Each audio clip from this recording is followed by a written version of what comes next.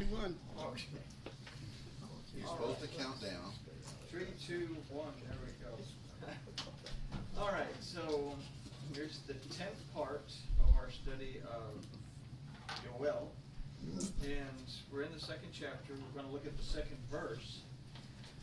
In part 9 of Yoel, we considered the biblically accurate fact of the end of the human age and the beginning of the age of Yahuwah, which is also referred to as the day of Yahuwah. In the verses that follow, we're going to be introduced to a period of self-induced tribulation. And that's something we need to understand. This is a self-induced tribulation.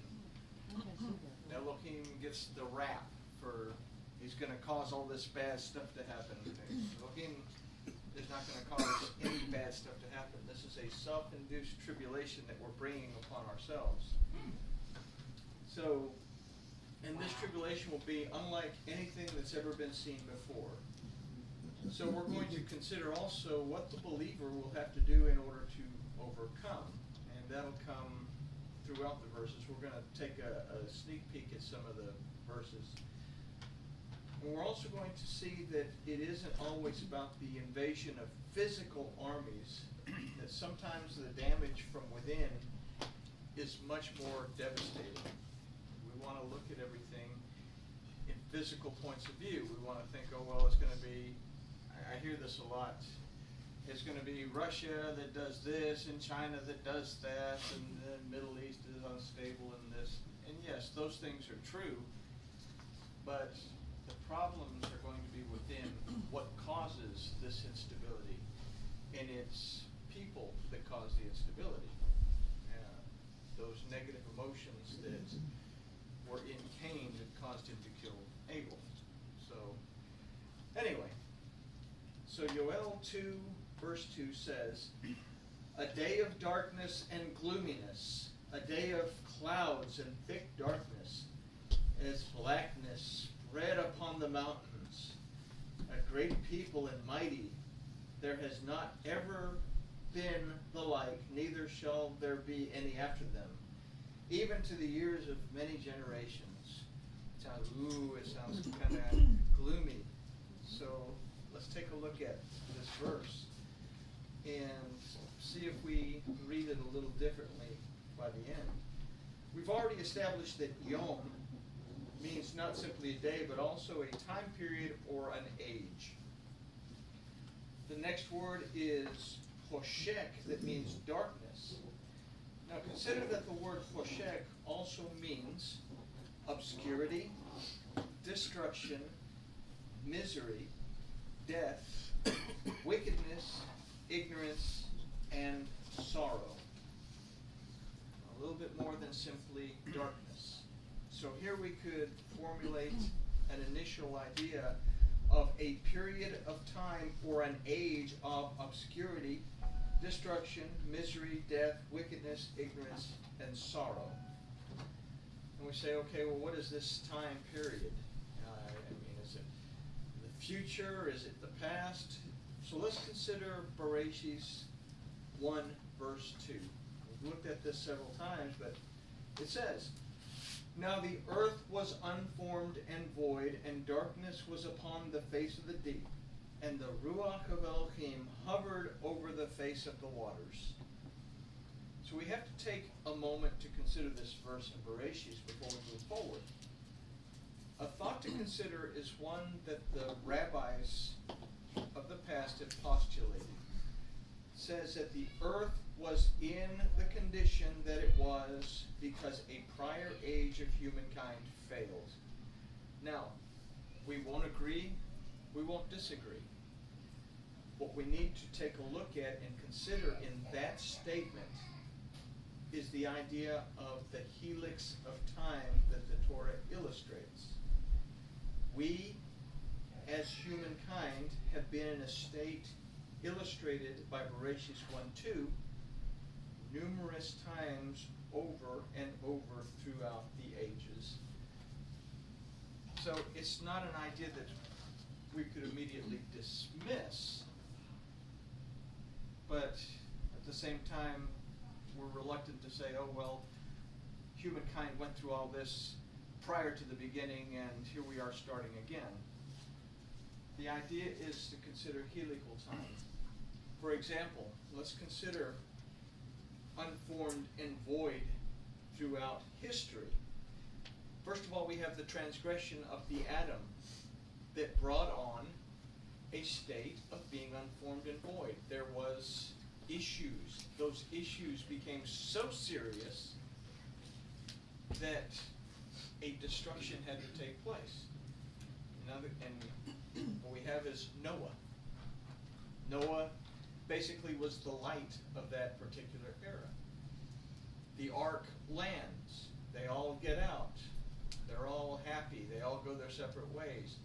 They begin to transgress the word of Elohim. They decide to all group together and build a tower instead of being fruitful and multiplying and filling the earth.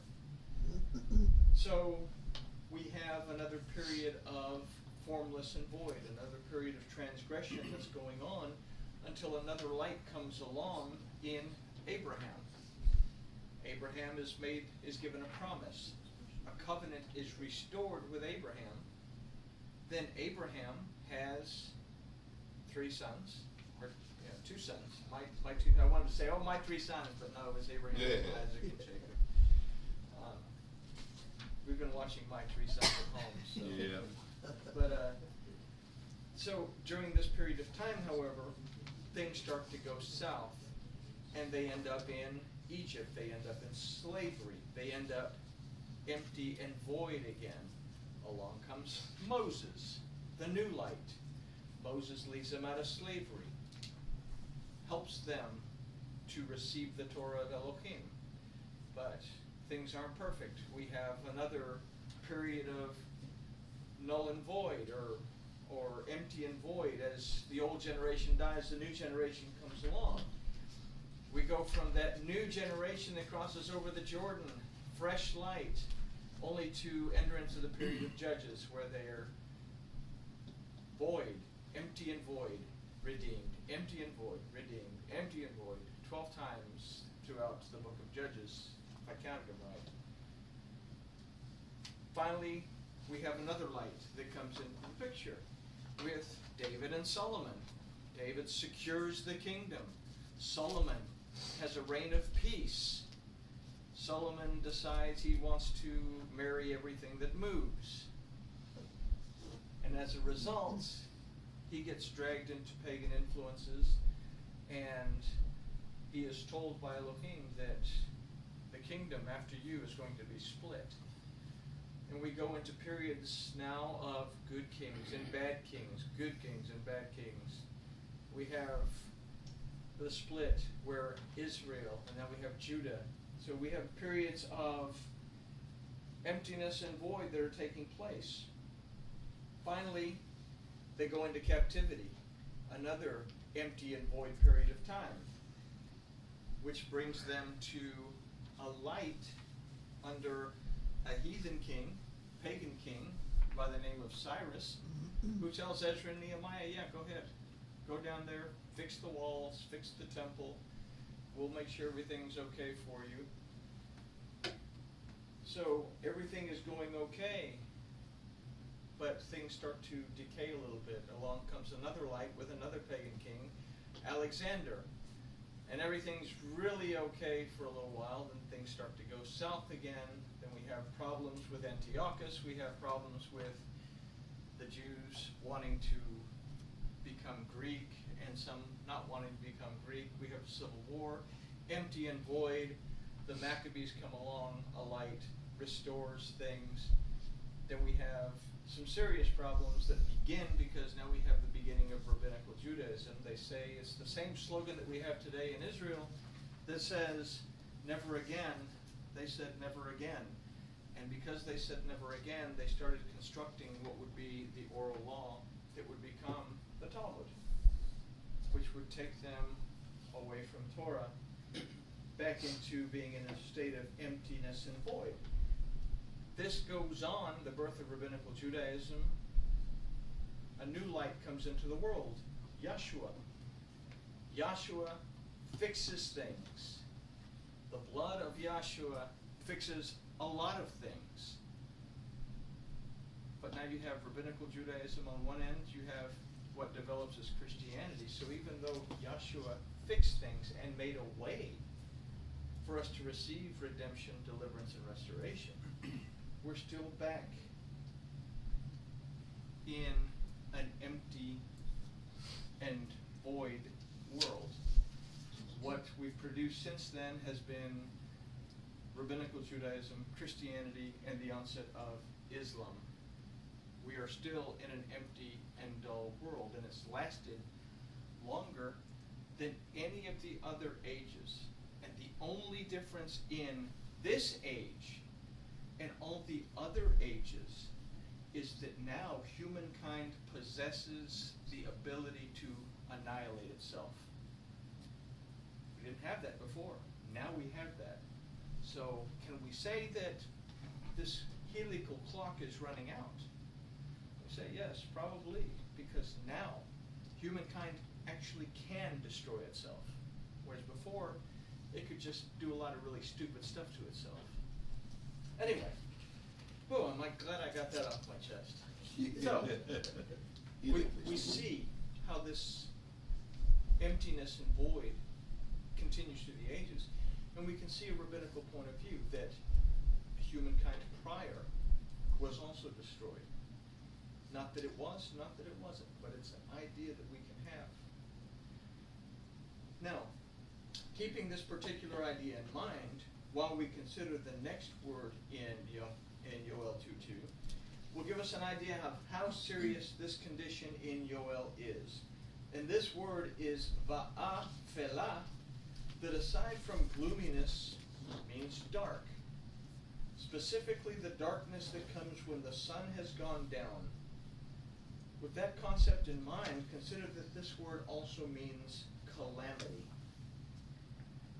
With this in mind, let's consider some of the other information. Bereshit illustrates to us that this time in history was not very good. Well, it's darkness and void. There was darkness on the face of on the deep, and the spirit of Elohim hovered over the waters. There wasn't a whole lot happening in this. Consider the action of Elohim in this verse, found in the word merachepet, that means hovered. This word actually means to cover, to veil, to protect, and to cover in protection. Its primitive root, marar, however, means to be sorely grieved. So an overall idea that we can consider is that Elohim was, and in Yoel is, grieved by sin in humankind, but was and still is willing to cover humankind in his protection in the midst of Yoel's calamity and in the midst of our developing present day calamity in a period of time or age of obscurity, destruction, misery, death, wickedness, ignorance, and sorrow. Say, well, it's not that bad. You know, we live comfortably. In the United States, there are 6 vacant homes available for every single homeless person out there. So our priorities haven't quite gotten straight. We have medicine that is forced upon us. We have all kinds of issues that come out of greed that are causing us to go further and further down the tube, so to say. But anyway, I'm going to get off the soapbox with that. We must separate this from the phrase, or let's consider the relevance of the phrase, a day of the clouds. We have to separate this phrase, day of clouds, from and thick darkness. These two don't belong together. They are separate events. The word used for clouds here is anan. That specifically means a thundercloud, but also means to cover. The first time that we see this word in the Torah is in Bereshit 9:13, when Yahuwah places his bow in the cloud after the flood. Now, the word for bow, however, is keshet, that literally means a bow that's used to shoot arrows.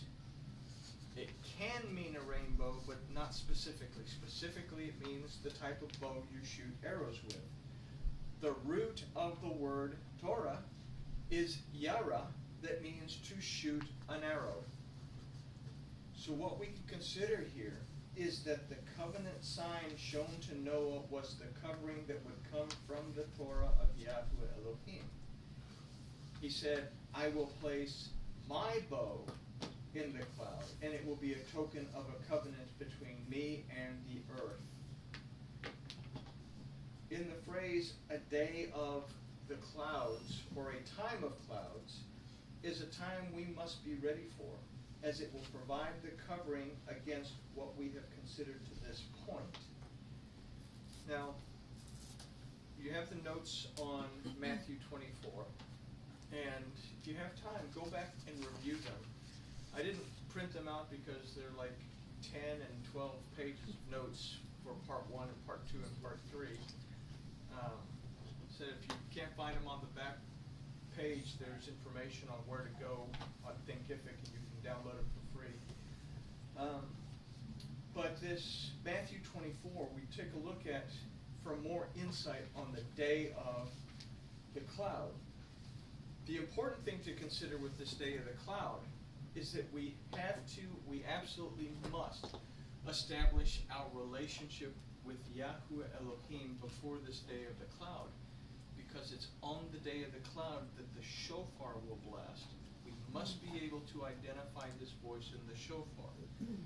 Last study that we had of Naso, we considered the difference between when the shofar was blasted and when the silver trumpets were blasted. The shofar was blasted by Elohim. Prior to their receiving the Torah, they were commanded by the shofar. The shofar was at Sinai to give them the Torah.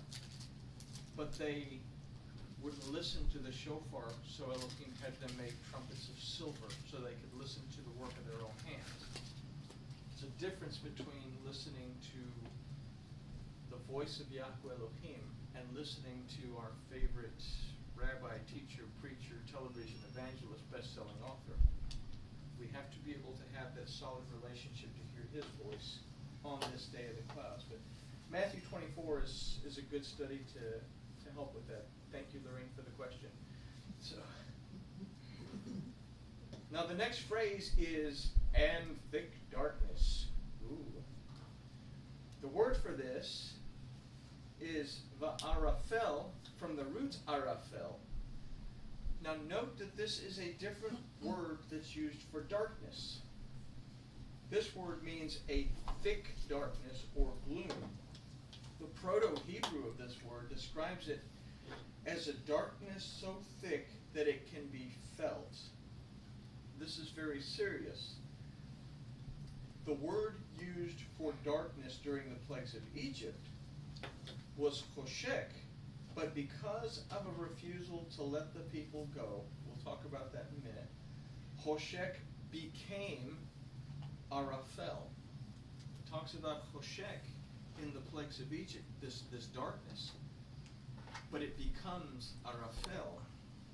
And in Shemot at 10:21, it's described as being a darkness that could be felt.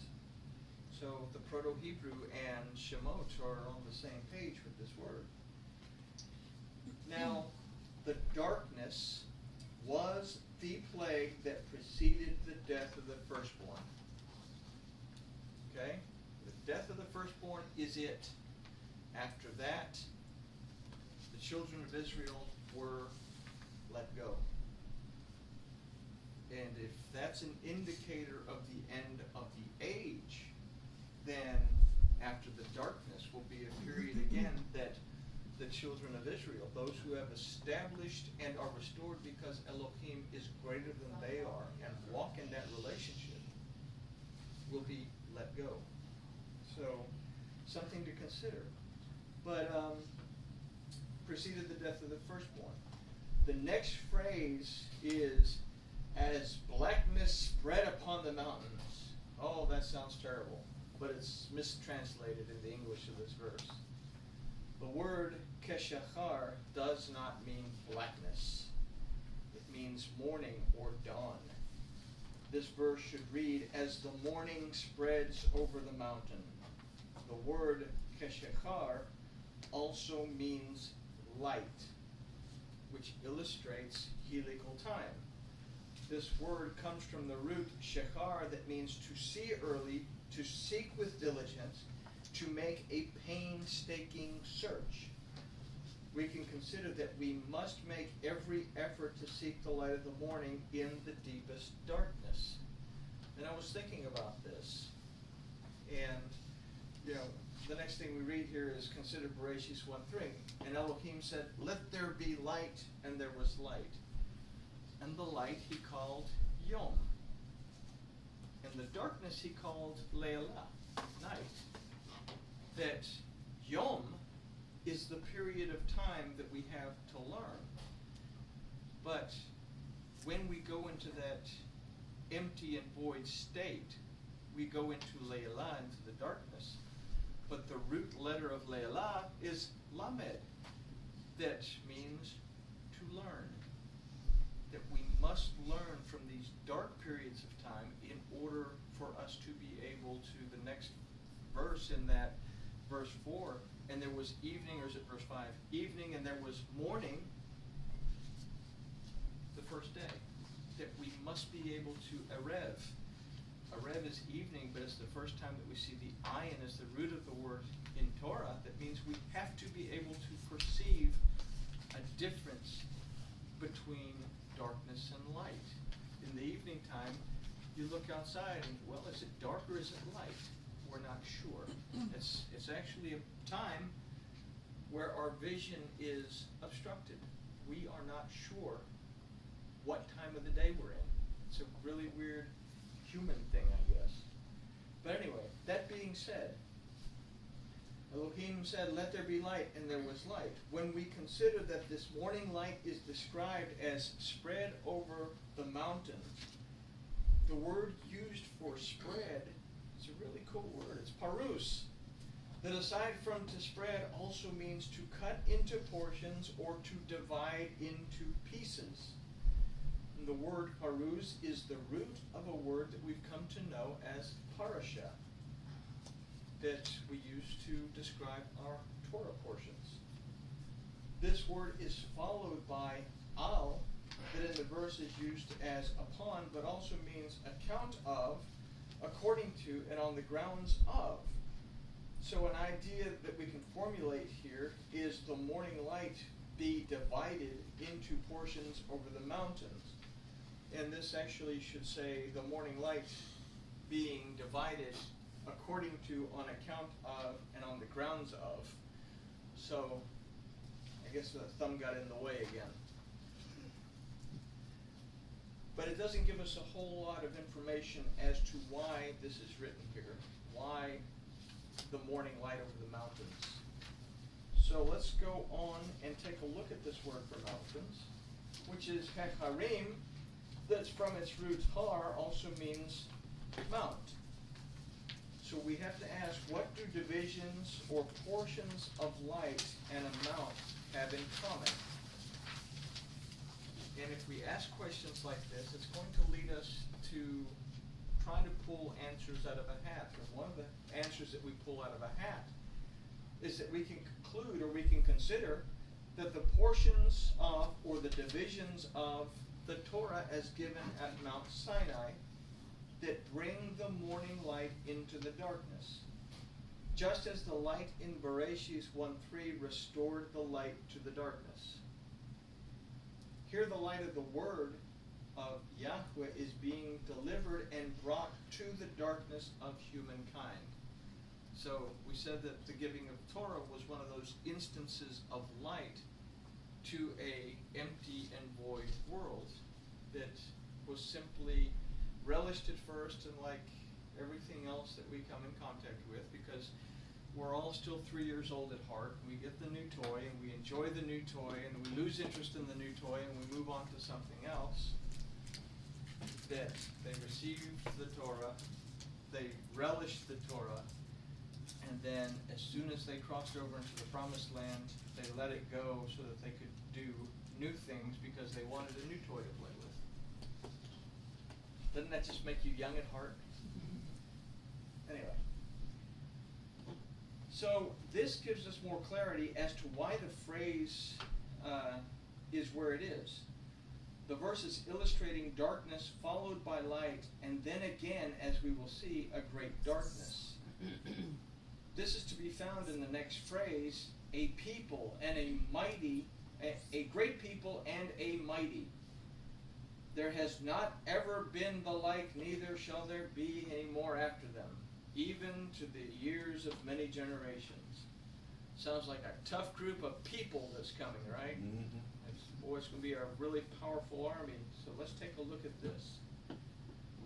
This phrase begins with the word meaning people. The root of this word is amam, that means to be dark. There's a lot of darkness going on in this verse. Now we recall from our studies of the plagues of Egypt that Pharaoh would not let the people go, and as a result, the plagues came.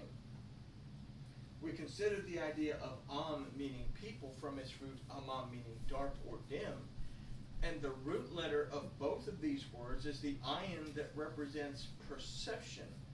So this is a darkened or dim perception. We look at this and we considered in our Plagues of Egypt study that the open mem represents the word, the closed mem represents Mashiach. So our overall concept of people is a dark or dim perception of the word and the anointing of Yahuwah. Now if we consider that Pharaoh's refusal to let go of this brought on the plagues, consider that in this verse of Yoel, it is described as great and mighty. The word for great is Rav, that also means numerous, from its roots Ravav, that means many. So let's see what this army of people actually is. Gives us an idea of numerous or many dark and dim perceptions of the word and the anointing of Yahuwah. This is compounded by the word ve'atzum from the root atzum, that means powerful and strong. So let's get an idea again of what this army that we're actually battling is. That enhances our idea to numerous or many powerful and strong, dark and dim perceptions of the word and the anointing of Yahuwah. Is that a physical army? Or is it, we don't have a grip on what is and what is not? We have the rabbis that gave us a whole bunch of really wonderful rabbinical takanot with a whole bunch of, garbage. You have the church fathers that had a lot of good ideas, compounded by a whole bunch of garbage. We have, with the rabbis included in, if it was just the church fathers, we'd have about 1,800 years worth of damage. With the rabbis, we have damage that started back with the Maccabees back in 135-ish. And all of this time, this dark or dim perception of the word has become more and more numerous. And just as you take a tree, let's take a redwood that's been around for 1,000 years or 1,800 years, that sucker's got some deep roots. You're not going to pull it up by the roots. So we get the idea of it is a very powerful and strong dark or dim perception that now exists. This is the army that is coming. So not so much the idea of tanks and guns and Russians and little Chinese people. You know, I think, well, if China ever invades, I need to go eat at the Asian buffet more often so I can get acclimated to the diet. Yeah. Anyway. consider the words at Hosea 4:6. And he has a lot more to say than this in Hosea, but my people are destroyed for lack of knowledge, because you have rejected